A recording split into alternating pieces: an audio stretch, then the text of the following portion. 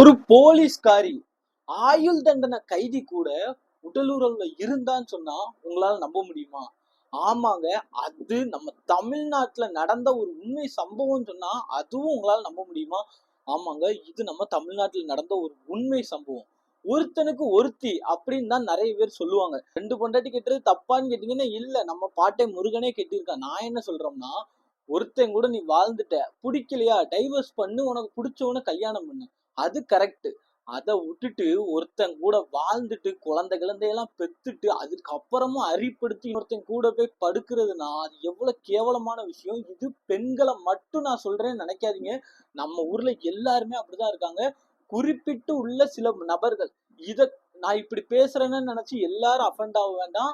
யார் யார் இந்த மாதிரிலாம் பண்றாங்களோ அவங்கள மட்டும் தாங்க நான் குறிப்பிடுறேன். நம்ம ஊர்லயுமே கண்ணியமான பெண்கள் ஆண்கள் எல்லாருமே இருக்கதான் செய்யறாங்க. அவங்களெல்லாம் என்னோட தாய் மாதிரி நான் மதிச்சு அவங்க காலில் கூடனாலும் நான் உழுவேன். ஆனா இந்த மாதிரி கேவலமான பொம்பளைகள் இருக்காருங்க பாருங்க, அதுவும் ஒரு போலீஸ்காரிங்க. கொஞ்சமாவது யோசிச்சு பாருங்களேன், அது என்ன நடந்துச்சு. உண்மையா நம்ம தமிழ்நாட்டுல நடந்த ஒரு உண்மை சம்பவத்தை பத்தி தான் இந்த வீடியோ நான் சொல்ல போறேன். நீங்க பண்ண வேண்டியதெல்லாம் ஒன்னே ஒண்ணுதான். இப்பதான் நம்ம சேனலுக்கு ஃபர்ஸ்ட் டைம் வாரீங்கன்னா மறக்காம நம்ம சேனலை சப்ஸ்கிரைப் பண்ணுங்க. இதே மாதிரி தமிழ்நாட்டுல நடந்த இந்தியால நடந்த நிறைய உண்மை சம்பவங்களை உங்கள்கிட்ட கொண்டு வந்து நான் சேர்த்துக்கிட்டே இருப்பேன். இப்போ நம்ம ஆடியன்ஸ் எல்லாத்துக்கும் ஒரு டாஸ்க்குங்க. நீங்க எந்த ஊர்ல இருந்து இந்த வீடியோ பார்த்துட்டு இருக்கீங்க அப்படின்னு சொல்லி கமெண்ட் பாக்ஸ்ல சொல்லுங்க. நானும் தெரிஞ்சுக்கிறேன் யார் யார் எந்தெந்த ஊர்ல எல்லாம் இருந்து நம்ம வீடியோ பாக்குறீங்க. சோ வாங்க, அது என்ன சம்பவம் என்ன நடந்துச்சு அப்படிங்கறத டீட்டெயிலா பார்க்கலாம். கோயம்புத்தூரை சேர்ந்தவங்க தாங்க காயத்ரி மாலா. அவங்களுக்கு என்ன ஆசை அப்படின்னு பாத்தீங்கன்னா, ஒரு போலீஸ்காரங்களா ஆகணும் அப்படிங்கிறது தாங்க ஆசை. அதே மாதிரி அவங்க ஆசைப்பட்ட மாதிரி ரொம்பவுமே கஷ்டப்பட்டு போலீஸ்காரங்களும் ஆயிட்டாங்க. போலீஸ்காரங்களாகி எங்க வேலை பார்க்கறாங்க அப்படின்னா, வேலூர் மகளிர் ஜெயில தாங்க வேலை பார்க்கறாங்க. இவங்களுக்கு கல்யாணத்துல சுத்தமா இன்ட்ரெஸ்ட் இல்லை. அவங்களோட கரியர் பேஷன் அது மட்டும் தான் முக்கியம். எனக்கு வாழ்க்கையில கல்யாணமே வேண்டாம் அப்படிங்கிற ஒரு முடிவுல தான் இருந்திருக்காங்க. ஆனா அவங்க வீட்டுல உள்ளவங்க எல்லாரும் எங்க ஆசைக்காக கல்யாணம் பண்ணு, பிளீஸ் எங்களுக்காக கல்யாணம் பண்ணுன்னு சொல்லி ரொம்பவுமே வற்புறுத்தி அந்த பொண்ணை வந்து கல்யாணம் பண்ண வச்சிருக்காங்க. யாருக்குன்னு பாத்தீங்கன்னா அவங்களுடைய சொந்தக்கார பையன். அவர் யாருன்னு பாத்தீங்கன்னா ஒரு பிரைவேட் கம்பெனில வந்து வேலை பார்த்துட்டு இருக்கிறவருங்க. சோ இதுக்கப்புறம் என்ன ஆச்சுன்னா, 2 பேருக்குமே கல்யாணம் ஆனது முடிஞ்சிட்டு இவங்களுடைய இல்லற வாழ்க்கை கல்யாண வாழ்க்கை எப்படி இருக்குன்னா ரொம்பவுமே கசப்பா தாங்க இருந்திருக்கு. என்னன்னா, இவரு பிரைவேட் கம்பெனில வேலை பார்க்கறாரு, இந்த அம்மா போலீஸ்காரங்களா வேலை பார்க்கறாங்க. 2 பேரும் ஆல்ரெடி டிஸ்டன்ஸ் தான். அது போக இந்த பொண்ணுக்கு சுத்தமா கல்யாணத்துல விருப்பமே இல்லை. பெற்றோர்களுடைய கட்டாயத்தின் பேர்ல தான் இவங்க வந்து கல்யாணமே பண்ணாங்க. அதனாலயே 2 பேரோட வாழ்க்கையுமே சுமூகமா இல்லாம அடிக்கடி 2 பேருக்கும் சண்டை வந்துகிட்டே இருந்திருக்கு. சண்டை வர வர என்ன ஆயிருக்கு, ஒரு கட்டத்துல பொறுக்க முடியாம 2 பேரும் அபிஷியலாவே நம்ம பிரிஞ்சிடலாம் அப்படின்னு முடிவு பண்ணி கோர்ட்ல போய் டைவர்ஸ் வாங்கிட்டாங்க. சோ இவங்க 2 பேருமே டைவர்ஸ் வாங்கிட்டாங்க. ஆனாலுமே இவங்க டைவர்ஸ் வாங்குறதுக்கு முன்னாடில இருந்து இவங்க 2 பேர் வீட்லயுமே, அதாவது அந்த போலீஸ்காரங்களான காயத்ரி மாலா வீட்லயும் சரி, அந்த பிரைவேட் கம்பெனில வேலை பார்க்குற அவருடைய சொந்தக்கார பையன், அதாவது அந்த காயத்ரி மாலாவுடைய கணவர், இவங்க 2 பேர் வீட்லயுமே டைவர்ஸ் எல்லாம் பண்ணாதீங்க, அனுசரிச்சு போனாதான் வாழ்க்கை அப்படி இப்படின்னு என்னெல்லாமோ சொல்லி பார்த்திருக்காங்க. ஆனா 2 பேருமே கேட்காம கடைசியில டைவர்ஸ் அப்ளை பண்ணி டைவர்ஸும் வாங்கி 2 பேருமே பிரிஞ்சுட்டாங்க. சோ இதுக்கப்புறம் காயத்ரி மாலாவோட வாழ்க்கை எப்படி போகுது அப்படின்னு பாத்தீங்கன்னா, ஃபுல்லாவே அவங்களுடைய பேஷன் அண்ட் கரியரை நோக்கி போக ஆரம்பிச்சிட்டாங்க. ஆல்ரெடி வேலூர் ஜெயில வந்து அவங்க வேலை பார்த்தாலுமே இன்னுமே நமக்கு ப்ரமோஷன் வேணும் அப்படிங்கிற ஒரே காரணத்துக்காக நிறைய படிக்க ஆரம்பிக்கிறாங்க. அவங்க கரியர்ல இம்ப்ரூவ் பண்றதுக்காக நிறைய புது புது விஷயம் படிச்சு ஹையர் ப்ரமோஷனுக்கு வந்து டார்கெட் பண்ணிட்டு இருக்காங்க. அவங்க நினைச்ச மாதிரியே அவங்களுக்கு வந்து ஒரு நல்ல ஆப்பர்ச்சுனிட்டி கிடைச்சிச்சு. எங்கன்னு பாத்தீங்கன்னா கோவை ஜெயில கிடைச்சிச்சுங்க. அதுக்கப்புறம் என்னன்னா, இவங்க வந்து ட்ரெயினியா எங்கேயாவது வேலை பார்க்கணும் அப்படின்னு சொல்லிட்டு அவங்களுடைய ஆபீஸ்ல இருந்து சொல்லியிருக்காங்க. அதனால 2003ல வேலூர் ஜெயிலுக்கு இவங்க மாற்றப்படுறாங்க. எதுக்காகனா ட்ரைனிங்காக மாற்றப்படுறாங்க. ஸோ அங்க போய் அவங்களுடைய ட்ரைனிங்கை வந்து அவங்க கண்டினியூ பண்றாங்க. இப்போ இது வரைக்கும் நம்ம சம்பவத்துல பார்க்கும்போது எல்லாமே இவங்க வந்து மகளிர் ஜெயில தாங்க இவங்க வேலை பார்த்துட்டு இருந்தாங்க. பட் இந்த வேலூர் ஜெயில் வந்து மகளிர் ஜெயில் கிடையாது, ஆண்களுடைய ஜெயிலுங்க. ஸோ அங்க வந்து ஆண்கள் இருக்காங்க, நிறைய இன்ஸ்பெக்டர் நிறைய பேர் இருக்காங்க. அப்போதான் அவங்களுக்கு ட்ரைனிங் கொடுக்கறதுக்கு ஒரு ஆபீசர் வந்திருக்காருங்க. அந்த ஆபீசருடைய பேரு தான் தமிழ்ச்செல்வன். சோ இந்த தமிழ்ச்செல்வன் தான் வந்து காயத்ரி மாலாவும் சரி அங்க உள்ள எல்லாருமே ட்ரெயின் பண்ணியிருக்காருங்க. கொஞ்ச நாள் போக போக என்ன ஆகுது அப்படின்னு பாத்தீங்கன்னா, இந்த காயத்ரி மாலாக்கும் இவங்களுடைய ட்ரெயினரான தமிழ்ச்செல்வன் இருக்காங்க தெரியுமா, 2 பேருக்குமே நல்ல ஒரு பழக்கம் வந்து ஏற்படுதுங்க. அதாவது ஒரு ஃப்ரெண்ட்ஷிப் தான். நம்ம நினைக்கிற மாதிரி ரொம்பவுமே தப்பான பழக்கம்லாம் கிடையாது. ஆனா அதுவும் நடந்துச்சு, நான் எல்லாமே டீட்டெயிலா சொல்றேன். ஸோ ஃப்ரெண்ட்ஷிப்பா ஸ்டார்ட் பண்ணாங்க.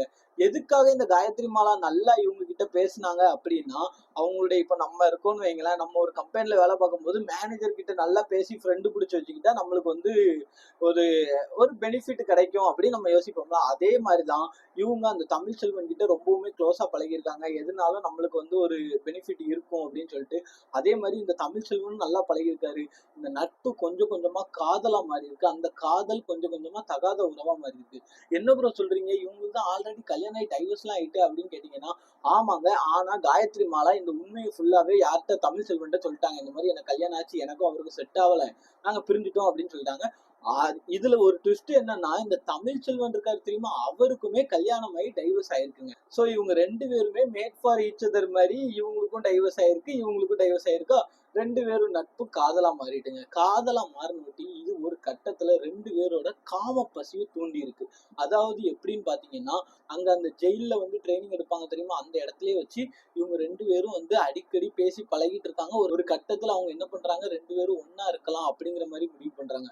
அப்பவும் காயத்ரி மாலா என்ன சொல்றாங்கன்னா, நம்ம ஒன்னா இருக்கிறது தப்பு இல்ல, ஆனா ஏதாவது நாளை பின்ன குழந்தை ஏதாவது பிறந்துட்டுனா என்ன பண்ண அப்படின்னு கேட்டிருக்காங்க. அதுக்கு தமிழ்ச்செல்வன் என்ன சொல்லியிருக்காருன்னா, உன் குழந்தை பிறந்தாலும் என்ன, நான் உன்னை கல்யாணம் பண்ணிக்கிறேன் அப்படின்னு சொல்லி நம்பிக்கை வார்த்தை கொடுத்திருக்காரு. இவங்களுக்குமே அவர் கல்யாணம் பண்ணிடுவாரா, அப்பவும் ஓகே அப்படின்னு சொல்லி முடிவு பண்ணிட்டாங்க. 2 பேரும் அந்த வேலை செய்யற இடத்துலயே உடல் உறவுல ஈடுபட்டிருக்காங்க. சோ இது ஒரு நாள் நடந்தா பரவாயில்ல, இதே விஷயம் தொடர்ச்சியா நடக்க ஆரம்பிச்சுட்டே இருந்திருக்கு. ஏன்னா ஒரு தடவை பண்ணும்போதுதான் பயமா இருக்கும். அதுக்கப்புறம் அவங்களுக்கு சொல்லவா வேணும், திரும்ப திரும்ப திரும்ப அடிக்கடி பண்றாங்க. இந்த பண்றதின் விளைவா என்ன ஆகுதுன்னு பாத்தீங்கன்னா, காயத்ரி மாலா வந்து பிரெக்னன்ட் ஆகுறாங்க. சோ இதுக்கப்புறம் என்னாச்சு, அவர் ஆல்ரெடி கல்யாணம் பண்றேன்னு சொல்லிட்டாரு. சொன்ன வார்த்தையை காப்பாத்துற விதமா அவருமே கல்யாணம் பண்றதுக்கு ஓகே சொல்லிட்டாரு. அவருடைய வீட்டுல, அதாவது அந்த தமிழ் செல்வன் இருக்காரு தெரியுமா, அவருடைய வீட்லயும் போய் பர்மிஷன் கேட்டுட்டாரு. இந்த காயத்ரி மாலாவுமே இந்த மாதிரி ஒருத்தங்களை வந்து நான் லவ் பண்றேன் அப்படின்னு இருக்காங்க. அவங்க அப்பா அம்மாவுக்கு ஸ்டார்டிங்ல என்னதான் ஒரு மாதிரி இருந்தாலும், அதுக்கப்புறம் என்ன நினைச்சாங்கன்னா, நம்ம பொண்ணு கல்யாணத்துக்கு ஒத்துக்கிறதே ரொம்ப பெருசு, அவளே அவ வாயால ஒத்துக்கிறா, இந்த சான்ஸை விட்டு அவ இனிமே கல்யாணமே பண்ண மாட்டா, அவ வாழ்க்கை ரொம்ப கஷ்டமா போயிடும் அப்படிங்கிற காரணத்துக்காக அவங்களுமே வந்து கல்யாணத்துக்கு ஒத்துக்கிறாங்க. 2 பேருக்குமே கல்யாணம் நடக்குது. இந்த கல்யாணத்துக்கு பரிசா ஒரு அழகான பெண் குழந்தை வந்து பிறக்குதுங்க. சோ இதுக்கப்புறம் யோசிச்சு பாருங்க, காயத்ரி மாலா, தமிழ் செல்வன், அந்த குழந்தை 3 பேருமே ரொம்பவுமே சந்தோஷமா வாழ்க்கையானதை வாழ்ந்துட்டு வராங்க. சோ இவங்க 3 பேருமே கோயம்புத்தூர்லயே இருந்து வேலை பார்க்க ஆரம்பிச்சிட்டாங்க. சோ இதுக்கப்புறம் என்ன ஆகுதுன்னா, பாட்டி தாத்தா இருக்காங்கல்ல, அதாவது இந்த காயத்ரி மாலாவோட அம்மா அப்பா, அவங்கள்ட்ட தான் அந்த பொண்ணானது வளருது. ஏன்னா இவங்க 2 பேருமே போலீஸ்காரங்கனால எனி டைம் பிஸியா தான் இருப்பாங்க. சோ அதனால அவங்க தாத்தா பாட்டி தான் குழந்தைகளை பார்க்க ஆரம்பிக்கிறாங்க. இப்பதான் எதிர்பாராத விதமா ஒண்ணு நடக்குது. என்னன்னா, காயத்ரி மாலாக்கு சேலம் ஜெயில்ல வந்து டிரான்ஸ்பர் கொடுத்துருக்காங்க. சோ இப்போ ஒண்ணுமே பண்ண முடியாது. வேலைக்காக தான் காயத்ரி மாலாக்கு வந்து, அவங்க வேலை தான் என்ன இருந்தாலும் முக்கியம். டைவர்ஸ் பண்ணதே தன்னோட கரியருக்காக தான். ஆனா தமிழ் செல்வனுமே ரொம்ப நல்ல மனுஷங்க. சரிம்மா நீ போயிட்டு வா அப்படிங்கிற மாதிரி சொல்லிட்டாரு. காயத்ரி மாலாவும் என்ன பண்ணிட்டாங்க, சேலத்துக்கு போயிட்டாங்க. அங்க சேலத்துல நல்லா வேலை பார்த்துட்டு இருந்திருக்காங்க. வாரத்துல ஒரு தடவை அந்த மாதிரி மட்டும் வந்து தன்னுடைய கணவரையும் குழந்தையையும் வந்து பார்த்துட்டு போவாங்களாங்க. இப்படியே இவங்க வாழ்க்கை போயிட்டு இருந்திருக்கு. இப்போ தமிழ்ச்செல்வன் என்னன்னா, நம்ம வந்து குடும்பமா ஒன்னா ஜாலியா இருந்தோம், அதாவது நம்ம குழந்தை நம்ம ஒய்ஃப் எல்லாரும் கிட்டே இருந்தாங்க, அப்ப நம்ம வாழ்க்கை ரொம்ப சந்தோஷமா இருந்துச்சு. இப்ப நம்ம பொண்டாட்டி தனியா போயிட்டா, இதுக்கப்புறம் ஒரு மாதிரி இருக்கேன்னு சொல்லி ரொம்ப நாள் கழிச்சு அவருக்கு ரொம்ப ஃபீல் ஆயிருக்குங்க. சோ இதுக்கு அவர் என்ன பண்ணாரு அப்படின்னா, அவர் வந்து ஒரு பெரிய ஆபீசர். யாரு, தமிழ்ச்செல்வன். அவருக்கு நிறைய ஆபீசருடைய இன்ஃபுளுன்ஸ் இருக்கும். சோ அவருடைய இன்ஃபுளுன்ஸை யூஸ் பண்ணி அவர் ஒரு விஷயம் பண்ணாருங்க.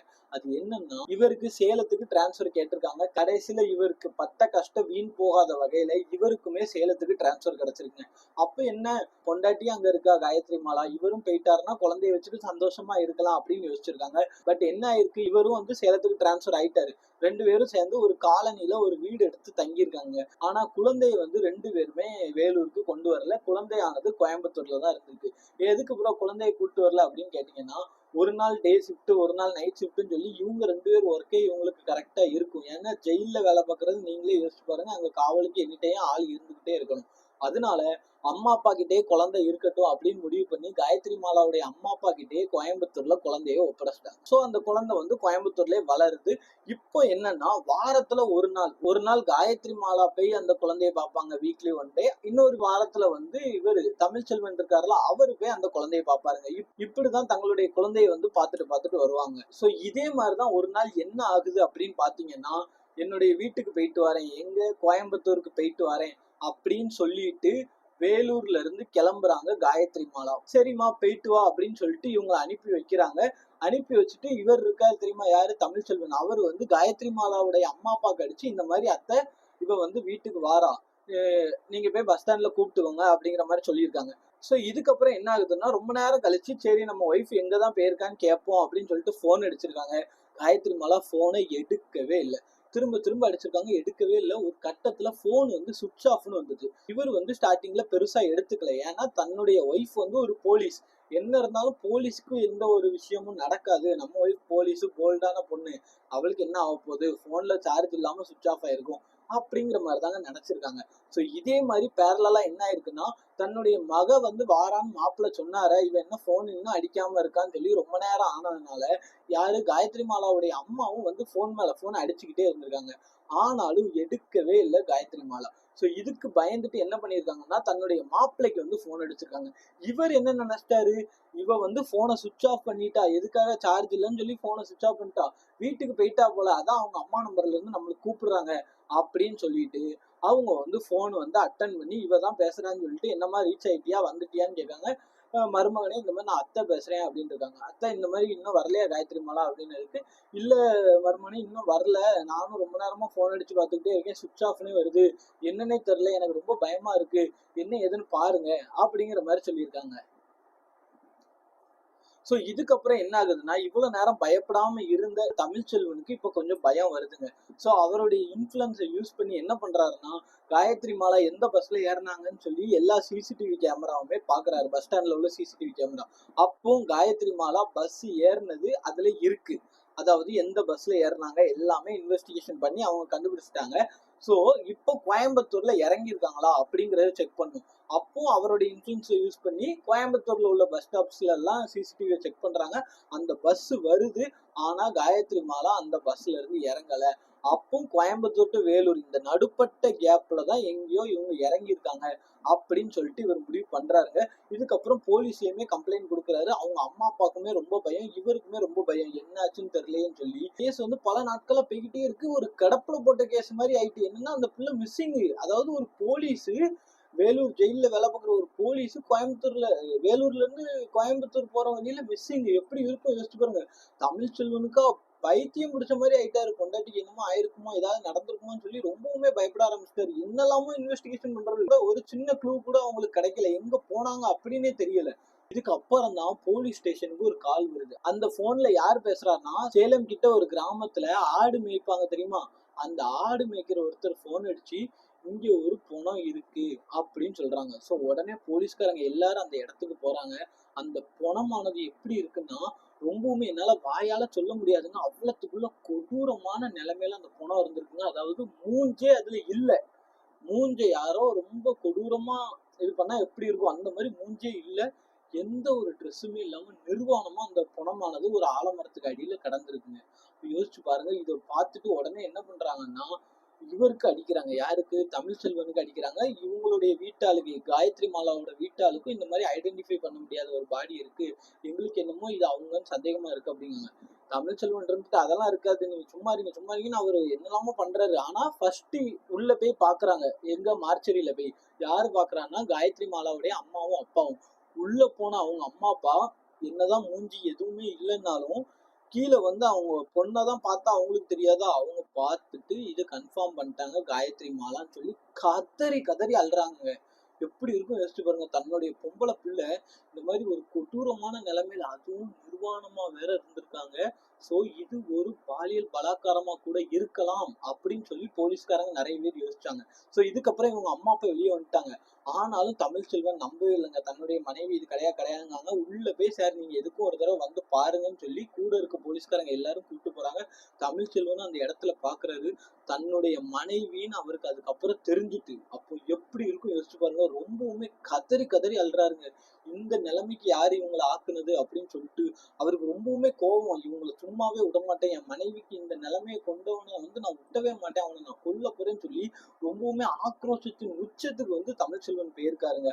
அந்த லெவலுக்கு அவர் மனைவியை வந்து அவர் காதலிச்சிருக்காரு. அப்ப நீங்க எப்படின்னு யோசிச்சு பாருங்க. இந்த சம்பவத்தை யார் பண்ணாங்கன்னே அந்த நேரத்துல ரொம்பவுமே எல்லாத்துக்கும் ரொம்ப குழப்படி ஆயிட்டு. ஸோ இப்பதான் போலீஸ்காரங்க ரொம்ப தீவிரமா இன்வெஸ்டிகேஷன் பண்ண ஆரம்பிச்சிருக்காங்க. ஏன்னு பாத்தீங்கன்னா இவங்க இறந்து போனது யாரு? ஒரு போலீஸ்காரங்க. அப்ப நாளை பின்ன போலீஸ்காரங்க ஒரு பொண்ணுக்கே சேஃப்டி இல்லைன்னா எப்படி மத்தவங்களுக்கு சேஃப்டி இருக்கும்னு சொல்லி நிறைய பேர் கேள்வி எழுப்ப ஆரம்பிச்சிட்டாங்க. அதனாலேயே போலீஸ்காரங்க இந்த கேஸை ரொம்பவுமே பரபரப்பா டீல் பண்ணாங்க. இப்படி ஒரு லீடா பிடிச்சி அந்த கேஸை மூவ் பண்ணிட்டு இருக்கும் போதுதான் ஒரு லீடானது வருது. என்னன்னா ஒரு இன்ஃபார்மர் மாதிரி யாரோ ஒருத்தங்க ஒரு விஷயம் சொல்றாங்க. என்னன்னா சேலம்ல ஆயுள் தண்டனை கைதி ஒருத்தர் இருக்காரு.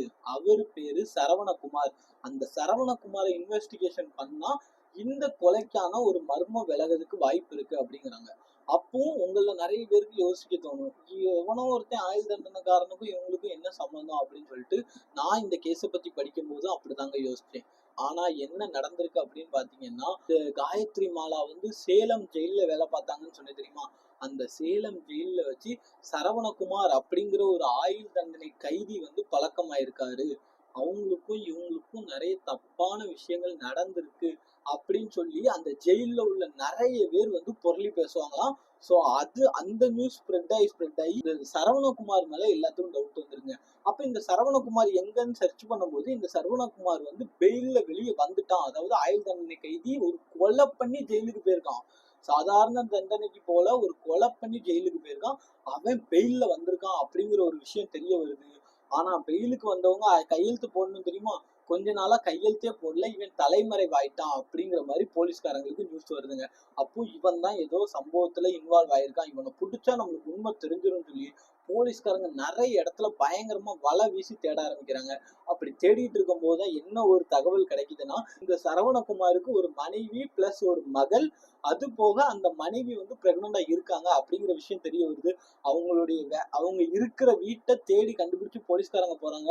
அங்க சரவணகுமார் இருக்காரு. அவர் கையும் காலுமா போலீஸ்காரங்கள்ட்ட பிடிபடுறாரு. சோ இதுக்கப்புறம் என்னன்னா சரவணகுமாரை போட்டு பயங்கரமா இன்வெஸ்டிகேஷன் பண்றாங்க போலீஸ்காரங்க. அவங்க ஸ்டைல்ல இன்வெஸ்டிகேஷன் பண்ணும்போது போலீஸ்காரங்க இல்ல, நீங்க நான் நம்மளால நம்பவே முடியாத நிறைய திடுக்கிடும் உண்மைகள் வெளியே வந்திருக்குங்க. பயங்கரமான ட்விஸ்ட் எல்லாம் வெளியே வந்துச்சு.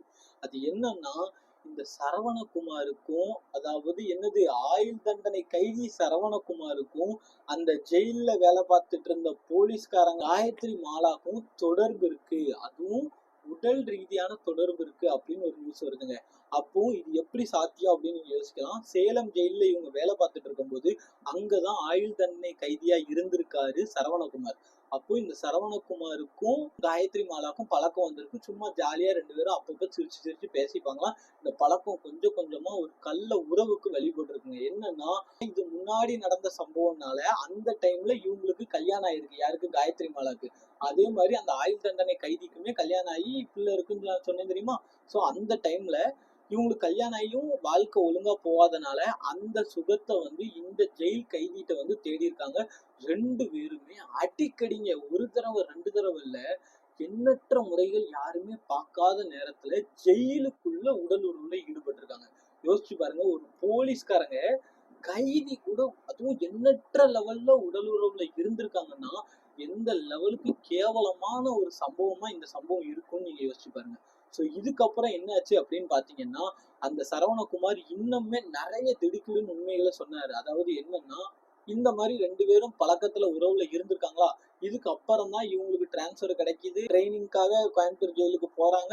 அங்க வச்சுதான் தமிழ்ச்செல்வன் பழக்கமாகறாரு. ரெண்டு பேரும் கல்யாணம் பண்றாங்க, குழந்தை பெற்றுக்கிட்டாங்க.